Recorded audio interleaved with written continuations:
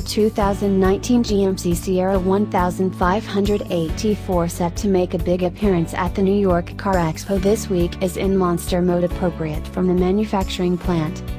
The Sierra AT4 is essentially GMC's variant of the Chevrolet Silverado Trailboss, which implies it includes a 2-inch suspension lift, in addition to a large group of rough terrain treats, for example, a 2-speed exchange case, locking back differential, slip plates, Rancho safeguards, machined 18-inch tinted wheels, off-road tires, and slope plunge control. Moreover, the Sierra AT4 will be accessible with a GMC Elite Carbon Pro bed that exchanges standard steel inward boards and floor for a carbon fiber composite that is intended to offer imprint, scratch and consumption protection. The Sierra AT4 will come standard with a 5.3-liter V8 and will offer a 6.2-liter V8 and a 3.0-liter inline-6 turbocyle motor as choices.